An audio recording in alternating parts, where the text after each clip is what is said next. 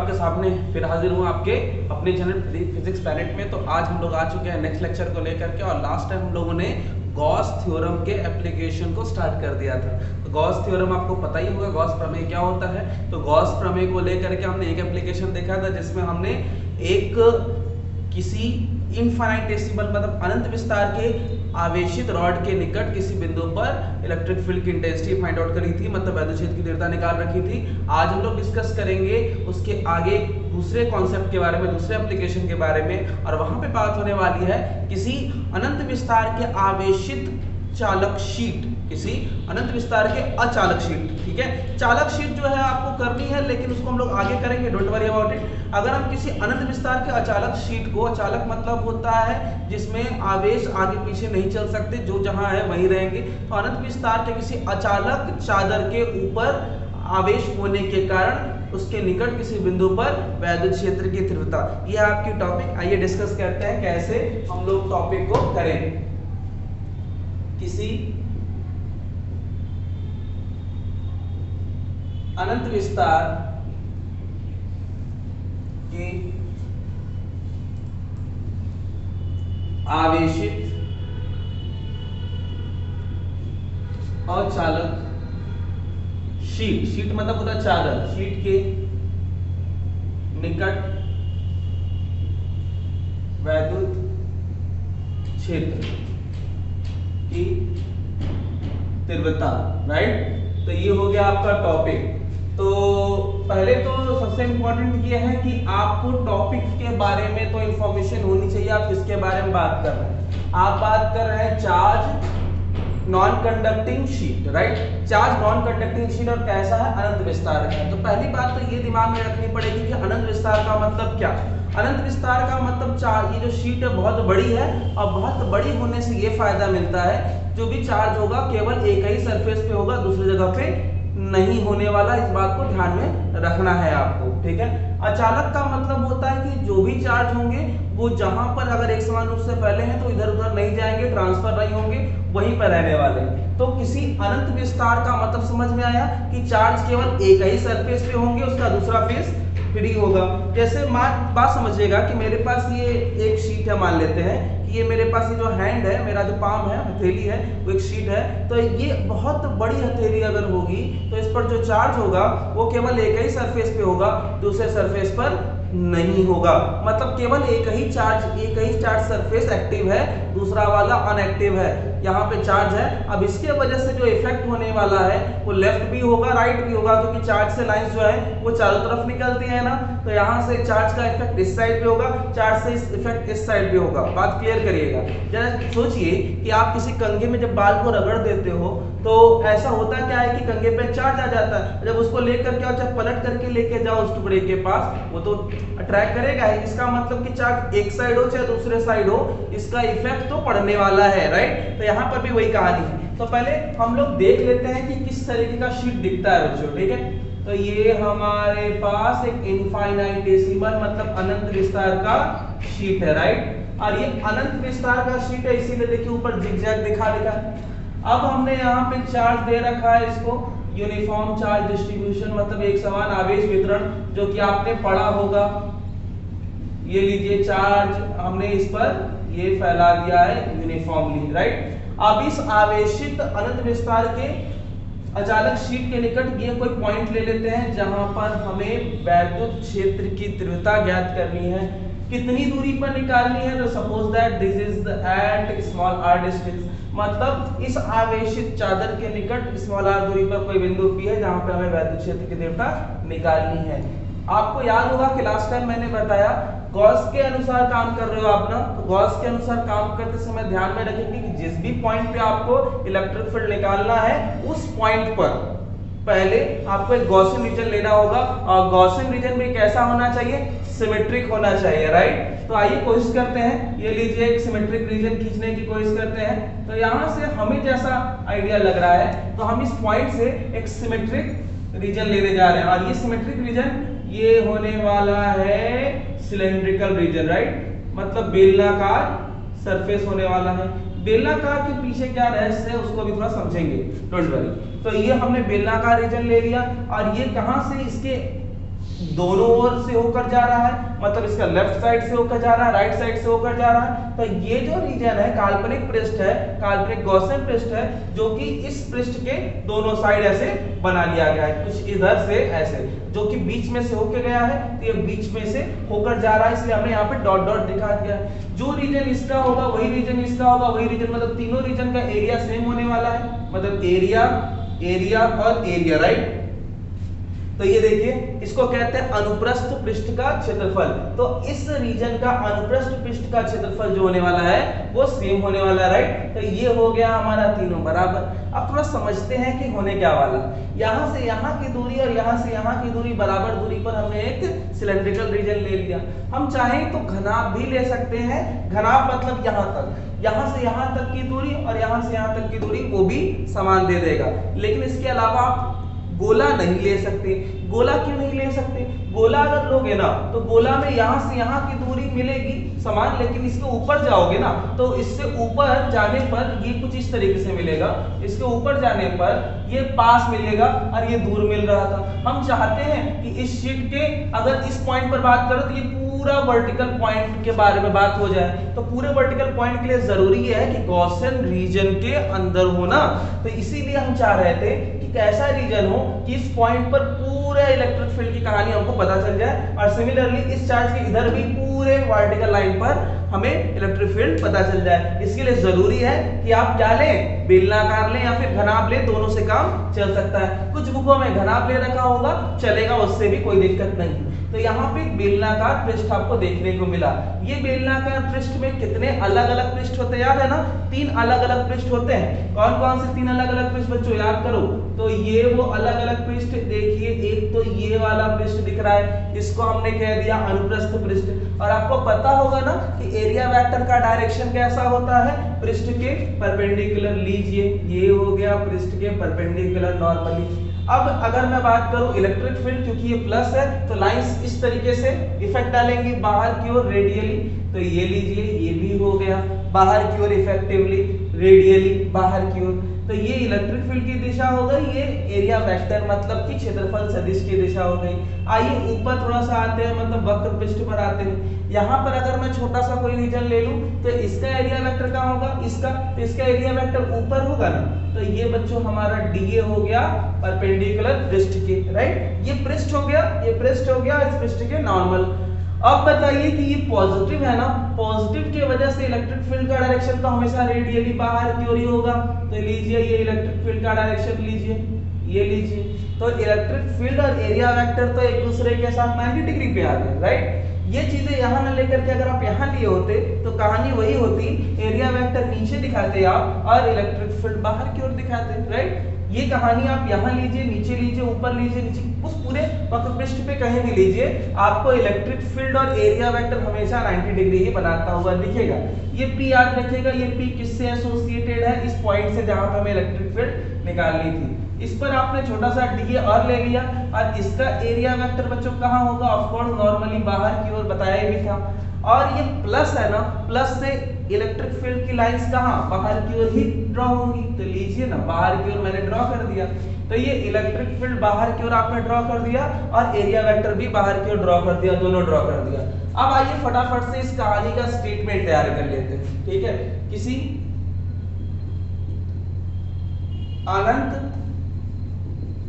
विस्तार के आवेशित शीट के निकट बिंदु P पर वैद्युत क्षेत्र की तीव्रता ज्ञात करनी है, राइट। पहला बात, अतः बिंदु P से गॉसियन पृष्ठ लेने पर, गॉसियन पृष्ठ लेने पर पृष्ठ से संबद्ध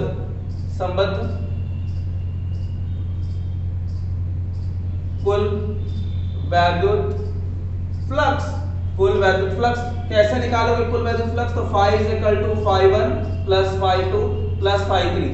φ1 क्या है इधर का ट्रांसवर्स का, φ2 ये वक्र का, और यहाँ पे फिर से ट्रांसवर्स मतलब अनुप्रस्थ का, राइट। तो ये हो गया इसका इधर वाले का। तो इसे आप लिखेंगे integration for the bounded reason. और ये है क्या बच्चों, ये अनुप्रस्थ है ना, अनुप्रस्थ को लिखते हैं टी ट्रांसवर्स, राइट। और इसको लिखेंगे ई डी ए, और इनके बीच में एंगल कितना, तो cos 0 डिग्री। एक्चुअली इसको लिखते हो vector of E into vector of D A, लेकिन हमें क्या करना है, वेक्टर ऑफ ई लिख करके और वेक्टर ऑफ डी ए लिख करके ओपन ही करना है, तो इसको हमने direct E D A cos theta लिखना था। फिर इसके बाद आइए इधर वाले पर, ये क्या है, ये φ2 है, इसको लिखेंगे डी ए और cos 90 के साथ लिख दीजिएगा, राइट, प्लस इंटीग्रेशन फिर से, और ये उधर वाला है, उधर वाला, राइट, EDA। और इसके बीच में कितना एंगल दिखाई दे रहा है बच्चों, तो इनके बीच में cos कितना, तो cos of course 0 degree, right, क्योंकि ये दोनों भी एक ही दिशा में हैं। तो ये कहानी हो गई ट्रांसवर्स की, ये हो गई कर्व की मतलब वक्र पृष्ठ की। अब थोड़ा सा इसको सॉल्व करते हैं। cos 0 की वैल्यू 1 होती है ना, तो ये हो गया integration of E D A, और यहाँ पे ट्रांसवर्स प्लस 0 और प्लस फिर इसके बाद ये वाला बचेगा ई डी ए। इसको थोड़ा सा सॉल्व कर लेंगे, तो ये डी ए का इंटीग्रेशन ट्रांसवर्स के लिए करना है, तो इसका एरिया और इसका एरिया सिमेट्रिक है, तो ऑफ कोर्स सेम ही होना है। तो ई और डी ए का इंटीग्रेशन करेंगे तो ए आएगा, और फिर उसके बाद डी ए का देखिए dx का होता है तो x आता है, डी ए का इंटीग्रेशन होगा ट्रांसवर्स के लिए मतलब पूरे पृष्ठ के लिए, तो ए आएगा। ये तो 0 है, छोड़ दीजिए, इसका क्या आएगा, ई ए आएगा, राइट। तो phi इज इक्वल टू मिला 2EA, राइट। ये बात समझ में आई। तो यहाँ से आपने कर लिया फ्लक्स की वैल्यू की तैयारी कंप्लीट। अब हम आगे बढ़ेंगे और चेक करेंगे कि गॉस, जो कि गॉस के नियम से हम लोग चल ही रहे हैं, तो गॉस के अनुसार क्या होगा, तो गॉस के अनुसार आपको बहुत अच्छे से याद होगा कि सिर्फ अंदर वाला ही पृष्ठ इधर इफेक्ट डालेगा, ऊपर वाला नहीं। क्यों बताया था कि ये लाइंस यहाँ इफेक्ट नहीं डालती, ये लाइंस यहाँ इफेक्ट नहीं डालती, क्योंकि ये रेडियल होते हैं, आउटवर्ड होते हैं। ये लाइंस इसको इफेक्ट नहीं करेंगी, काटेंगी नहीं, ये लाइंस नीचे नहीं जाएंगी। कहानी ये है कि ये सब रेडियल होते हैं, एक दूसरे को डिस्टर्ब नहीं करते हैं। ओके, तो हमें सिर्फ इतने से ही चार्ज से मतलब है, केवल घिरे हुए पृष्ठ से बस इतना ही चार्ज दोनों साइड इफेक्ट डालेगा। तो पहले तो हम लोग परिबद्ध आवेश के लिए निकालेंगे। तो गॉस के अनुसार परिबद्ध वैद्युत फ्लक्स क्या होने वाला है, तो ये होने वाला है phi is equal to q by epsilon naught, phi is equal to q by epsilon naught। और q भी कितना, केवल इतने के अंदर आने वाला ही सिर्फ आवेश चाहिए। और आपको पता है कि चार्ज तो फैले हुए हैं, मतलब कि लाइन पे तो फैले नहीं है, पृष्ठ पर फैले हुए हैं, और पृष्ठ का मतलब पूरे सरफेस की कहानी चाहिए। आपको याद है कि अगर सरफेस पर चार्ज फैलता है तो इस तरीके के वितरण को हम लोग कहते हैं पृष्ठीय आवेश वितरण, राइट। तो पृष्ठीय आवेश वितरण phi is equal to, अब हम देखो क्या लिखने वाले हैं, q को, इसको लिखने वाले हैं सिग्मा इनटू a। और ये एरिया जानते हो कौन है, ये वो एरिया है जिस पर चार्ज फैला हुआ था, भले ही अनंत विस्तार तक है, हमें इससे कोई मतलब नहीं, क्योंकि ये चार्ज इधर इफेक्ट तो डालेगा नहीं, केवल इतने से मतलब है जो इफेक्ट डालेंगे। तो सिग्मा इनटू a, और a यही घिरा हुआ क्षेत्रफल है जिस पर आवेश फैला था, और ये नीचे हो गया एप्सिलॉन नॉट। ये सिग्मा क्या है, तो मैं बता दूं, यहाँ पे ब्रैकेट में लिख लीजिएगा, आवेश घनत्व है, ठीक है, घनत्व। Sigma is equal to q by a होता है, राइट। तो q क्या है, आवेश की मात्रा, और एरिया जिस पर फैला हुआ था, तो q इज इक्वल टू हो जाएगा सिग्मा इनटू a। तो जहां पे q था, हमें कितना चार्ज चाहिए, केवल उतना ही चार्ज चाहिए जो इससे घिरा हुआ है, तो राइट यहाँ पे हमें सिग्मा इनटू a मिल गया। सिर्फ उतने ही आवेश का प्रभाव जो इस रीजन के अंदर आते हैं। समीकरण 1 में फ्लक्स और समीकरण 2 में फ्लक्स ही तो है, तो समीकरण 1 व 2 से, राइट। तो यहाँ पे होने वाला है क्या, 2EA is equal to sigma a बटे में एप्सिलॉन नॉट, राइट। तो अब यहाँ पे हम लोग क्या करने वाले हैं, अब थोड़ा सा इधर देखिएगा, इसको आप थोड़ा ध्यान से समझेंगे तो ये आपको मिलेगा क्या, E इज इक्वल टू, देखिए ये एरिया तो कैंसिल हो गया, तो ये E इज इक्वल टू मिलेगा sigma upon 2 epsilon not, right. तो ये इलेक्ट्रिक फील्ड की वैल्यू मिली। लेकिन एक सेकंड, ये क्या देख रहे हैं आप यहाँ पे, तो आपने जिस बिंदु पर निकालना था उसकी यहाँ से यहाँ की दूरी तो इसमें दिख ही नहीं रही है। इसका मतलब कि यहाँ से यहाँ की दूरी ना दिखने का मतलब कि इसमें दूरी से कोई मतलब नहीं है। इसका मतलब ये दूरी से इंडिपेंडेंट है। आप यहाँ निकालिए इलेक्ट्रिक फील्ड, यहाँ निकालिए इलेक्ट्रिक फील्ड, यहाँ निकालिए इलेक्ट्रिक फील्ड, ये सब इलेक्ट्रिक फील्ड कैसा होगा, एक समान होगा। मतलब आवेशित चादर के निकट किसी भी बिंदु पर वैद्युत क्षेत्र का परिमाण दूरी पर निर्भर नहीं करता, वो एक समान रहता है। राइट, बात समझ में आई। अच्छा, इसको हमें सदिश रूप में लिखना होगा, सदिश रूप में, क्योंकि तो सदिश तो है, भले हम जानते हैं कि दूरी पे निर्भर न करता और सदिश तो है, इलेक्ट्रिक फील्ड की दिशा तो होगी। इसकी दिशा कैसी होगी, तो vector of E is equal to sigma upon 2 epsilon not. क्योंकि इलेक्ट्रिक फील्ड तो बाहर की ओर है, लेकिन एग्जैक्टली आपको नहीं पता चल पा रहा है कि रेडियल है कि नहीं। तो क्योंकि रेडियल आप तभी बोल पाओगे जब आपको डिस्टेंस मिले, डिस्टेंस पर डिपेंड नहीं करता, तो ऐसे केस में आप इसको एकांक सदिश n कैप से दिखाते हो, जहां n कैप क्या है, इसका डायरेक्शन वेक्टर है, मतलब सदिश दिशा को निरूपित करता है। बात सही है। तथा वैद्युत क्षेत्र की तीव्रता दूरी पर निर्भर नहीं करती है। राइट, दूरी पर निर्भर नहीं करती है, इस बात का ध्यान रखेंगे। आई होप ये बातें आपने समझ ली होंगी। अब थोड़ा सा हम इसके नोट पॉइंट को समझेंगे। जैसा कि आपने देखा कि हमारे किसी आवेशित चादर के निकट किसी बिंदु पर वैद्युत क्षेत्र की तीव्रता दूरी पर निर्भर नहीं करती। मतलब लेफ्ट में निकालिए, राइट में निकालिए, 10 सेंटीमीटर पे निकालिए, 20 सेंटीमीटर पे निकालिए, इलेक्ट्रिक फील्ड यूनिफॉर्म होगा, एक समान होगा, नहीं बदलेगा। इस बात को पहले दिमाग में फिट कर लीजिएगा। अगर मान लीजिए आपसे कोई उसका ग्राफ पूछ लेता कि चलिए बताइए इसका ग्राफ दूरी के सापेक्ष कैसा होगा, तो आपको बहुत अच्छे से पता है कि चादर के निकट वैद्युत क्षेत्र की तीव्रता दूरी पर निर्भर नहीं करती। मतलब उसका ग्राफ हमेशा सरल रेखा मिलेगी, वो भी किसके, मतलब क्षैतिज रेखा के समांतर मिलेगी। याद रखिएगा, जबकि हमने किसी बिंदु आवेश के लिए देखा था तब अलग ग्राफ मिलता था, दूरी पर निर्भर करता था। किसी डाइपोल के पास, ध्रुव के पास देखा था तो उस पर भी निर्भर करता था दूरी में, बट किसी चादर के निकट या दूरी पर निर्भर नहीं करता। एक छोटी सी बात और याद रखेंगे कि अगर आपसे कोई पूछ ले कि किसी, अगर हम कंडक्टिंग रॉड के बारे में बात करें, कंडक्टिंग मतलब होता है आवेशित चादर के निकट बात करें, तो आवेशित चादर के निकट किसी बिंदु पर वैद्युत क्षेत्र की तीव्रता थोड़ी सी बदल जाएगी। क्यों? क्योंकि आवेशित चादर हो और छोटा हो, अगर मैं बात करूं तो अगर उस पर आवेशित चादर पर आवेश आ जाता है तो उसके दोनों साइड चार्ज होते हैं। राइट, एक साइड इधर भी चार्ज होता है, एक साइड इधर भी चार्ज होता है, मतलब उसमें दो आवेशित पृष्ठ होते हैं। मतलब अगर आप सोचिए कि अगर आपके पास दो आवेशित पृष्ठ है, मतलब कि आपके पास एक पन्ना है, एक पन्ने पे मैंने कुछ पेन से इस तरीके से खींच दिया और तब दूसरा पन्ना खाली रहेगा, आप उसी पे कुछ लिख पाओगे।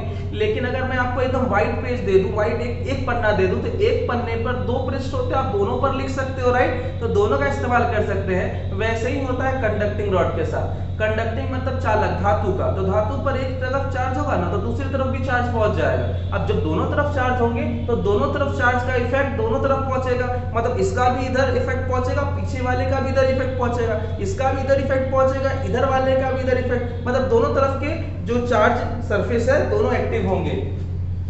ठीक है, तो चालक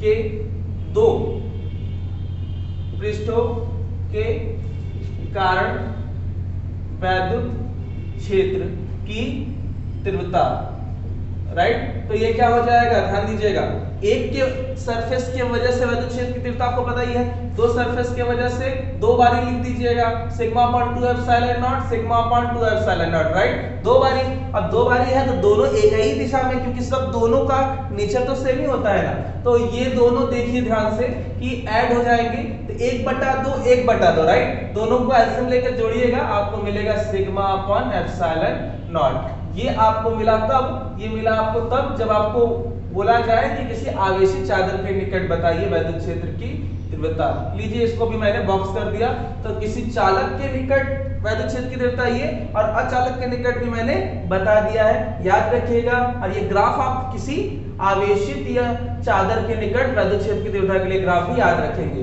तो ये बातें हो गई हमारी टॉपिक से रिलेटेड। आइए हम एग्जाम्पल ट्रीट करते हैं। देखिए मेरे पास एग्जाम्पल है पहला, ताकि हम इस टॉपिक को और अच्छे से समझ सके कर सके। किसी 2.5 × 10⁻⁵ कूलाम प्रति सेंटीमीटर स्क्वायर है, इसका मतलब कूलाम प्रति सेंटीमीटर स्क्वायर मतलब ये आवेश घनत्व है कि पृष्ठीय आवेश घनत्व वाले शीट मतलब चादर के निकट 8 सेंटीमीटर की दूरी पर वैद्युत क्षेत्र की तीव्रता क्या होगी तथा दूरी दोगुनी कर देने पर वैद्युत क्षेत्र की तीव्रता क्या होगी।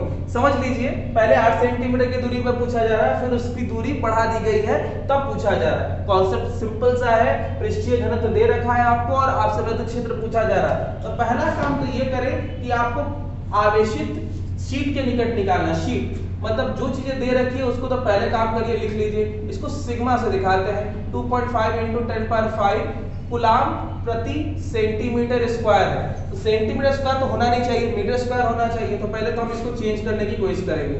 आइए चेंज करते हैं। तो कूलाम प्रति सेंटीमीटर को हमने कैसे चेंज किया, -2 स्क्वायर, ये हो गया मीटर स्क्वायर में, राइट। तो ये हो गया 2.5 × 2 -4 को ऊपर ले लीजिए तो 10⁻⁴ +4 हो जाएगा। फाइनली ये हो जाएगा 2.5 × 10⁻⁻1 कूलाम प्रति मीटर स्क्वायर। ये जानते हो क्या निकला आपका, सिग्मा की वैल्यू। इसके नीचे आएंगे, अब आपको क्या निकालना है, अतः वैद्युत क्षेत्र निकालना है। आप नीचे लिखिएगा, ठीक है। तो आप नीचे लिखेंगे और वैद्युत क्षेत्र क्या होता है, E = σ/2ε0। σ/2ε0 याद रखिएगा। इसमें किसी चालक के बारे में बात नहीं होती तो आप यही लेके चलेंगे, σ/2ε0। तो सिग्मा की वैल्यू दे रखी है, सिग्मा की वैल्यू 2.5 × 10⁻⁻1 2 तो वैसे ही आपको दे ही रखा है, और एप्सिलॉन नॉट की वैल्यू 8.85 × 10⁻12। जो लोगों ने इसको नहीं देखा है वो देख लेंगे। एप्सिलॉन नॉट की वैल्यू फिक्स होती है, बदलती नहीं है। अब आपको कुछ नहीं करना है, बस इसको सॉल्व करना है। कैसे सॉल्व करेंगे ये आपका काम होगा, राइट। तो ये हो जाएगा आपका, मल्टीप्लाई कर लीजिएगा इसको।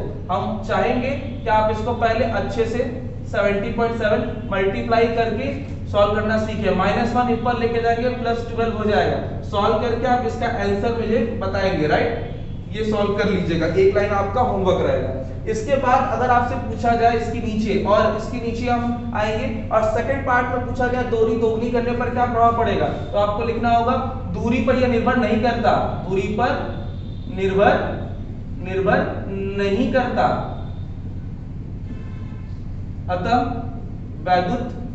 वैद्युत क्षेत्र की तीव्रता अपरिवर्तित रहेगी। अपरिवर्तित का मतलब क्या होता है बच्चों, अपरिवर्तित का मतलब होता है जो वैद्युत क्षेत्र की तीव्रता आपकी यहाँ पे निकलेगी वही वैद्युत क्षेत्र की तीव्रता 8 सेंटीमीटर जो कि दूरी पर वैसे भी निर्भर नहीं करता था, और अगर 16 भी कर दे तो भी वही रहेगा, 15 करें तो भी वही रहेगा, वैद्युत क्षेत्र की तीव्रता नहीं बदलेगी, राइट। ये काम आप एकदम सिस्टमैटिक वे से समझ में आ रहा है, कैसे क्लियर हो रहा है, ओके।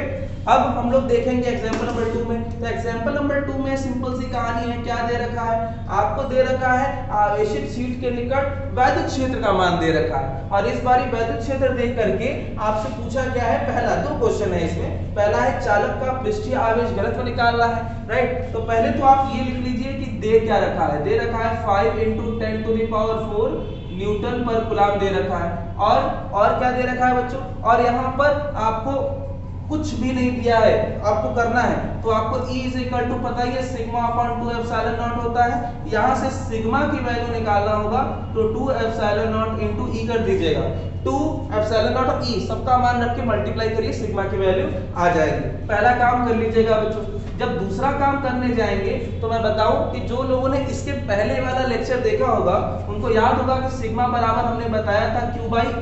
A क्या है, एरिया है, एरिया पृष्ठ का क्षेत्रफल है। अब आपको आवेश की मात्रा बतानी है तो सिग्मा की वैल्यू यहाँ से जो भी आई होगी वो एक आंसर हो जाएगा, और सिग्मा को यहाँ ला करके ए के साथ, ए मतलब ये एरिया है, देखिए दे रखा है इतनी एरिया पे कितना आवेश होगा, तो इतना एरिया ये सेंटीमीटर स्क्वायर में है, और 1 सेंटीमीटर में 10⁻⁻2 होता है, क्योंकि यहाँ सेंटीमीटर स्क्वायर है तो 2 बार ही सेंटीमीटर स्क्वायर को चेंज करना होगा, मीटर स्क्वायर में चेंज होगा, यहाँ पे रखेंगे आप और सिग्मा की वैल्यू जो भी आएगी उसको आप 100 इंटू 10 टू दी पावर -2 का स्क्वायर मीटर स्क्वायर। देखिए 1 सेंटीमीटर के लिए 10 का -2, 2 बार सेंटीमीटर था 10 का -2 का स्क्वायर, अब ये मीटर स्क्वायर में चेंज हुआ।